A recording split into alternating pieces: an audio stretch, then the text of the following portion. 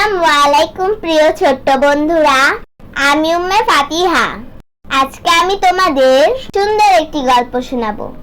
কুমির মামার নৌকা রেস। একদিন নদীর ধারে চার বন্ধু মিলল: শিয়াল পণ্ডিত, হরিণ আপা, বাঘ মামা আর কুমির মামা। কুমির বলল, চলো আজ নৌকা রেস করি। যে জিতবে সে পাবে এক ঝুড়ি মিষ্টি।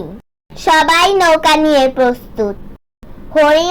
হরিণ আপা খুব হালকা, তাই তার নৌকা দ্রুত এগিয়ে গেল। শিয়াল মাঝপথে দাঁড়িয়ে বলল, এই আমার নৌকা একটু বিশ্রাম নিতে দাও। আসলে সে মিষ্টির ঝুড়ি চুরি করতে চাইছিল।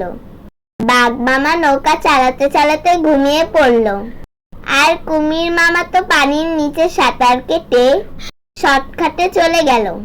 শেষে দেখা গেল হরিণ আপা সবার আগে ফিনিশ লাইন পার করেছে। মিষ্টি জিতে সবাইকে ভাগ করে দিল। শিয়াল বলল, আসল জয় তখনই যখন আমরা ন্যায় ও সততার সাথে কাজ করি। ইসলাম আমাদের অন্যায় পথে সাফল্য অর্জন থেকে বারণ করেছেন। এই ছিল নৌকা রেসের গল্প। সবাই মিলে খেলি, হাসি আর ভালো ভাববে, ভালো থাকবে। আল্লাহ হাফেজ।